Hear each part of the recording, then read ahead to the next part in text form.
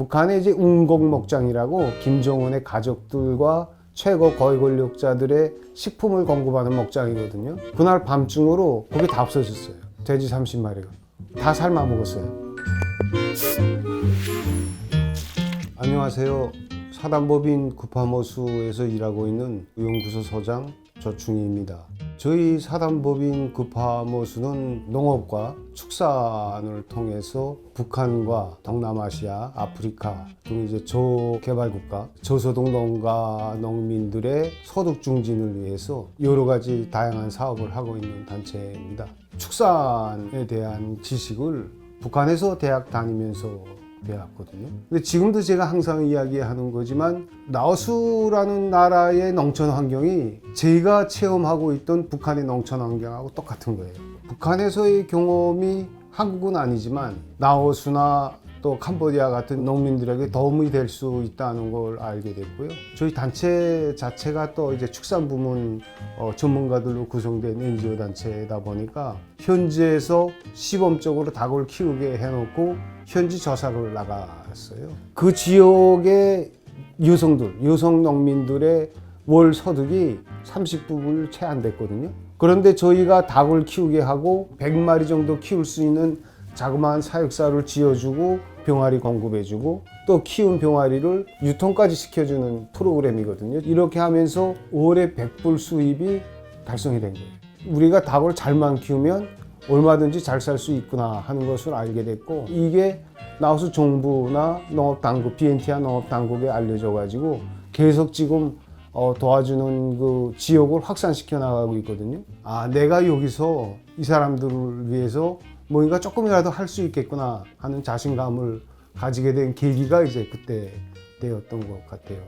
구파모수 일을 하면서 현지 농민들한테 도와주러 왔다는 사람들, 또 한국에서 왔다는 그 한 가지 이유만으로 바라봐주는 시선이 정말 따뜻하고 고마운 시선인 거예요. 그런 시선을 받을 수 있다는 게 너무 좋았었어요, 그때. 지금도 참 많이 제가 이제 감동하곤 하는데, 해야 되는 일이고 또 우리가 받은 것에 대해서 다시 되돌려주는 일인데 참 그때 너무 좋았던 것 같아요. 예.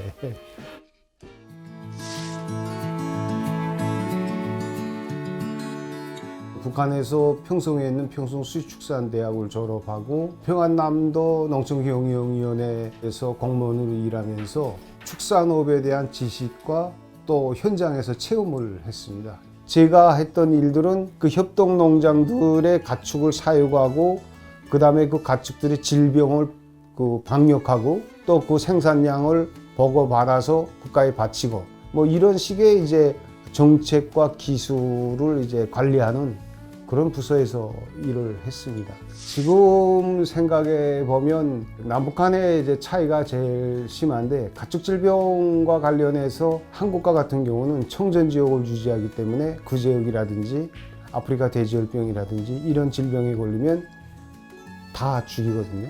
한국은 사람의 건강이 굉장히 중요하기 때문에 철저하게 이거 하고 있거든요. 근데 북한과 같은 경우에는 어떤 질병에 걸린 그 가축인 경우에도 죽으면 그 땅에 묻는 법이 없이 다 삶아 먹었어요. 다 먹어요? 예.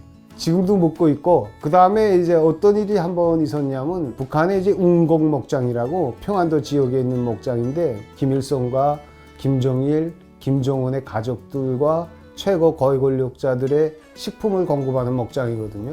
여기는 소, 돼지, 너루, 양, 염소, 그 다음에 참새까지 있거든요. 온갖 그 가축들을 키우는 목장인데, 이 목장에서 한번 병이 돌아서 돼지가 한 30마리가 갑자기 죽어나갔어요. 그러니까 여기는 그 최고위급이니까 묻었거든요.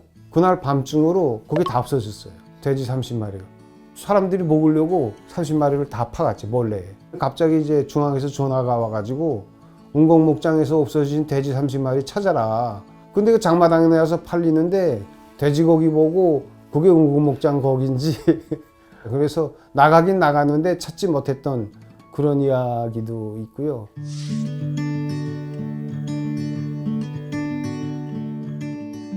제가 가장인데 실질적으로 조공을 한다는 게 그렇게 이제 만만한 일은 아니었죠. 그래서 제가 제일 처음 했던 게 GS 편의점에서 아르바이트를 했어요. 첫날 일했는데 현찰로 10만 원을 줬어요, 저한테. 그 돈 딱 가지고 내가 이제 계산을 해봤죠.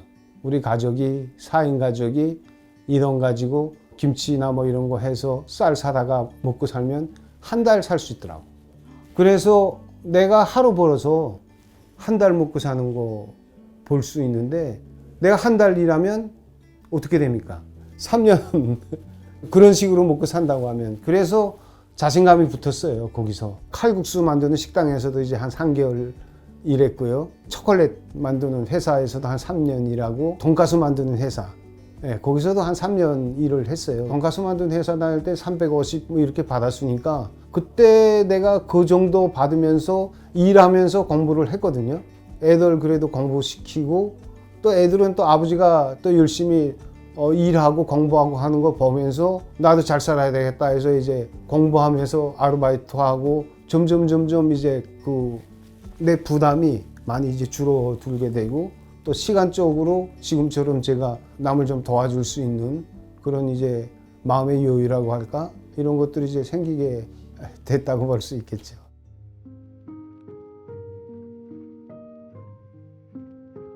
사실 뭐 나와서도 그렇고 농촌 갈 때는 언젠가는 북한의 농촌길을 걸을 때가 올 것이라 항상 그 이제 희망.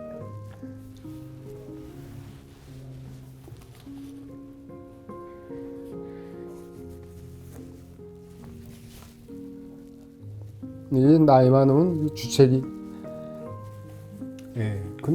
그런 날이 꼭 저는 올 거라고 생각합니다.